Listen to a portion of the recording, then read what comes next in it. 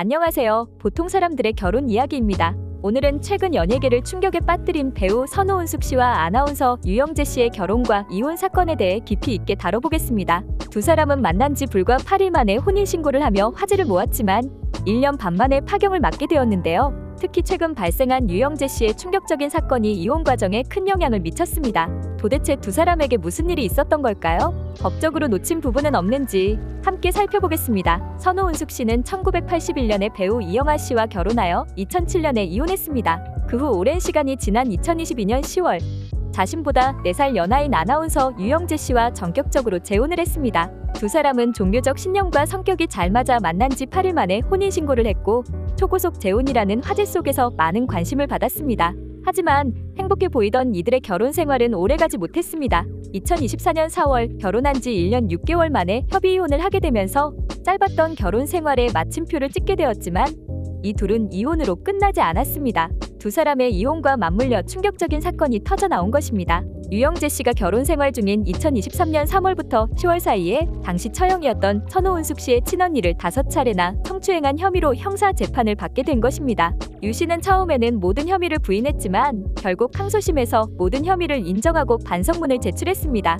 하지만 피해자는 극심한 정신적 충격으로 인해 합의를 거부했고 결국 유영재 씨는 징역 2년 6개월의 실형을 선고받고 현재 수감 중에 있습니다. 이 사건은 두 사람의 결혼 생활을 완전히 파탄으로 몰아넣은 결정적인 원인이 되었습니다. 이처럼 배우자의 범죄나 부적절한 행위는 이혼 소송에서 중요한 쟁점이 됩니다. 첫 번째 판례는 서울가정법원 2018드 단사 1256 판결입니다. 배우자가 가족 구성원을 상대로 성범죄 등 심각한 범죄 행위를 저지른 경우 혼인을 지속할 수 없는 중대한 사유로 인정돼 위자료 및 재산 분할에서 상당한 불이익을 받게 됩니다. 두 번째 판례는 서울고등법원 2021레이만 134 판결인데요. 이 사건에서도 가족 간의 부적절한 행위가 혼인의 신뢰를 깨뜨린 중대한 이유로 판단되어 피해 배우자에게 위자료 청구가 인용되었습니다.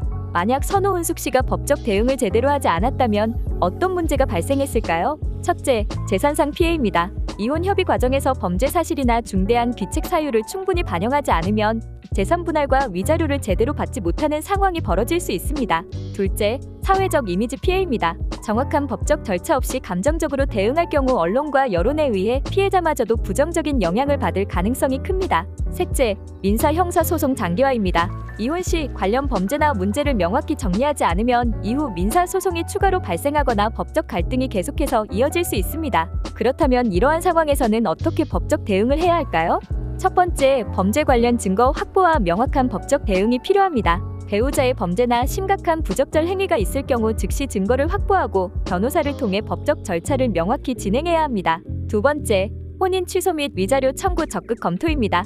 혼인 유지가 불가능한 중대한 사유가 있는 경우 이혼뿐 아니라 혼인 취소 소송과 적극적인 위자료 청구를 검토해야 합니다. 세 번째, 가족 간 문제는 철저한 법적 보호 조치가 필요합니다. 가족 구성원이 피해자인 경우 가해자와의 분리, 보호명령 등 민사 형사적 대응을 신속히 진행해 피해를 최소화해야 합니다. 마지막으로 이혼 후 발생할 민사 소송 대비도 필수입니다. 범죄 혐의로 형사처벌이 내려졌다면 민사소송에서 피해자의 위자료 청구가 매우 유리해집니다. 변호사와 함께 철저히 준비해 추가 피해를 예방해야 합니다. 이번 선호은숙 유영재 사건은 급하게 진행된 결혼과 제대로 준비되지 않은 이혼 과정에서 법적 문제를 놓치면 얼마나 큰 사회적, 법적 피해를 입을 수 있는지를 보여주고 있습니다.